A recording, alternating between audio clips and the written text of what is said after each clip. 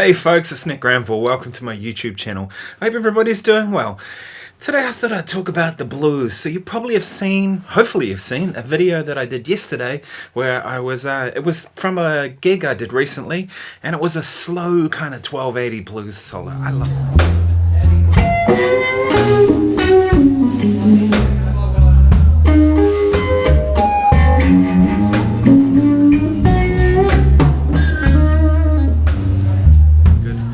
I love playing over those grooves. They're so much fun, you know. But it got me thinking about something. That a lot of people say they're kind of getting sick of their blues playing or whatever playing really, but kind of blues is part of it, right? And they're like kind of bored of what they're doing, and they're feeling uninspired, and they're trying to find ways to break out of that. I thought, let's get into that today. First thing I'll say about that solo, there was no plan at all. I literally had no plan what I was going to do. The singer had come over, he said we're going to play a 12, he didn't even say 12/8, he said we're just going to play a slow blues. So it was like I knew it was going to be whatever key we were in, I can't even remember.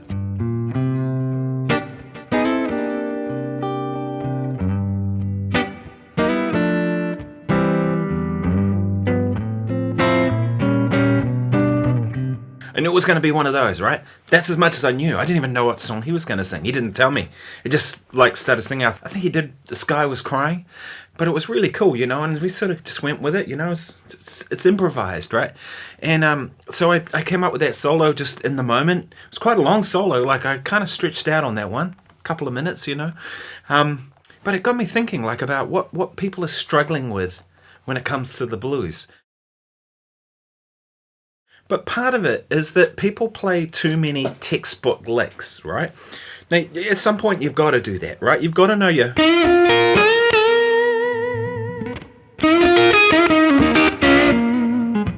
And there's totally a time and a place for that, right? You should use those, right? But if you're sick of what you're doing, those are the things to avoid. So if I catch myself playing any of those stock licks, first thing I do is I go, no, don't do that. Move on to something else, right? So, for example, if you have... Right, what about... Similar, but different, right?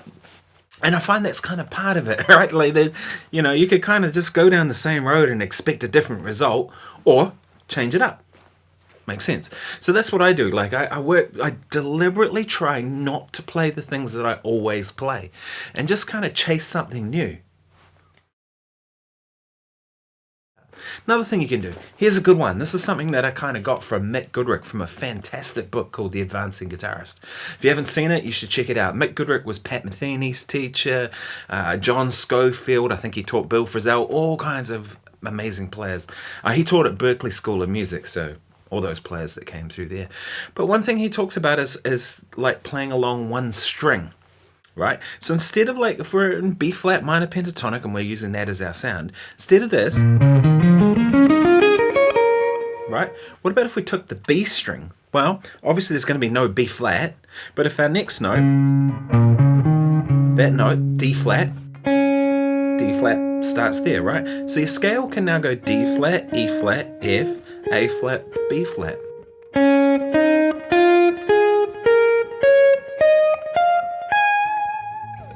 You will get different results. I'll show you.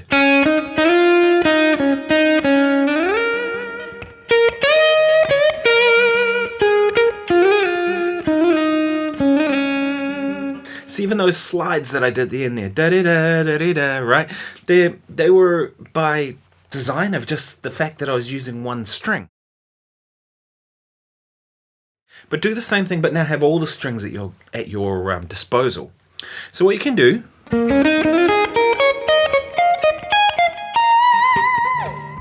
You see there, I'm taking an approach of going this way rather than...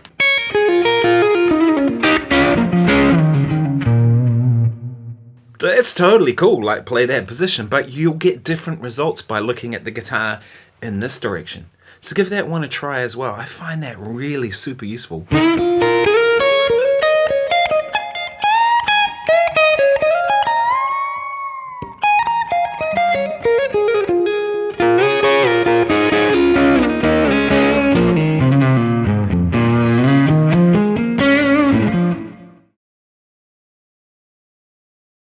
If you're finding that you're just sort of playing the same old blues licks and same old things, then try branching out to using a different scale or a different approach to what you're going to do, right? If pentatonic is the one that you're using all the time and you're thinking, like, my pentatonic playing sounding predictable, don't use pentatonic, right? There are so many more sounds in the blues than just minor pentatonic, right? Here's a good one that you should be using, right? If we're in the key of B flat, which we were a moment ago on that shuffle, we can have minor pentatonic. Sure, but we can also use major pentatonic.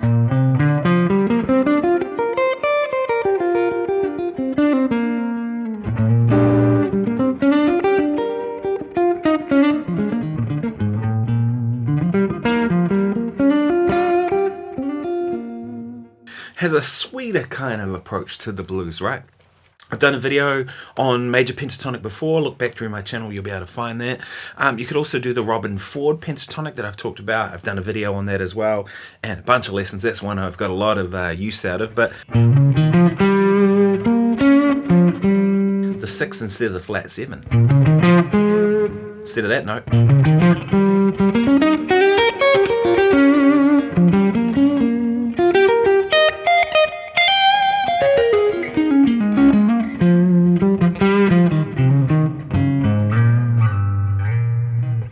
You can see you can get all these other possibilities, right? So branch out into some new scales, some new kind of things, right? And then once you've done that, if you're still finding that you're kind of playing the same thing, then listen to some other instruments and try and copy what they do, right? Like what do piano players do and what do saxophone players do?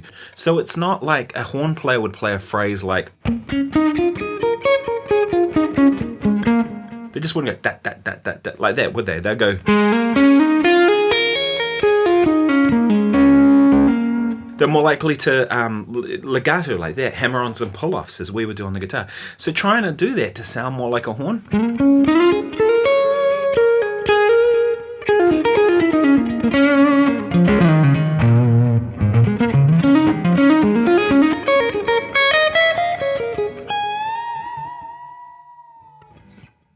You can see there that that approach was to trying to be more horn-like, right? One big thing too, and I'll leave you with this as the last point because it's a big one. One of the big problems a lot of people have, and if you watch that video of me playing the blues that came out on my channel yesterday, I like to leave space in the music, right? Now, if you check out Stevie Ray Vaughn, for example, that dude played a lot of notes, right? And fair enough, because he's playing in a trio, drums, bass, guitar. Say you had a band that's got like a 7-piece band and you play the same way, you're filling up all the space. Right? We're all guilty of doing it, right? As guitar players, we don't have to breathe. Not like a horn player, right? But if we take that approach of just trying to breathe in our music, all of a sudden we get new ideas and new vocabulary and we sound more musical. So here's my breath.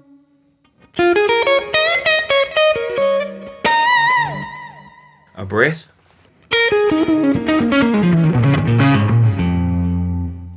Breath.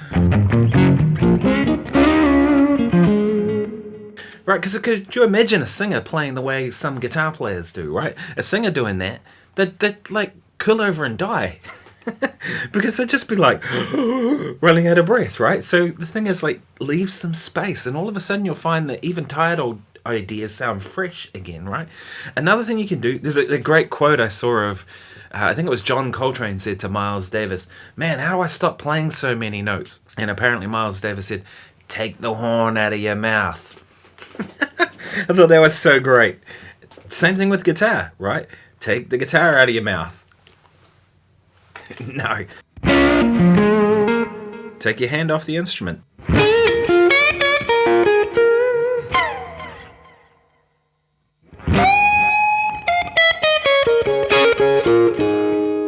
Or just sustain some notes.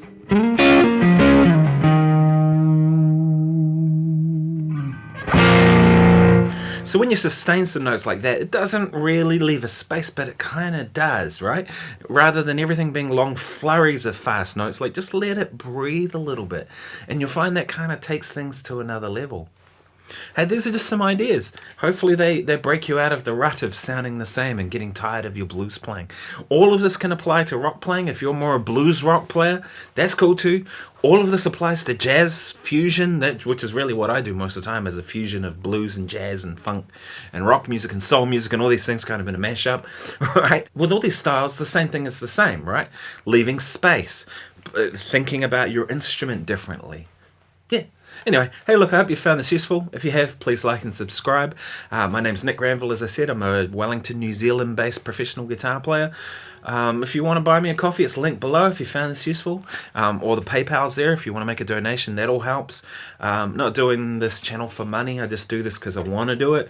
So any donations like that really help me to be able to continue to do it. So, yeah, if you want to book in a lesson, hit me up on my social media. That's probably the easiest way to get hold of me. On my website, which is in the process of being set up now. Otherwise, I'll see you in the next video. Cheers.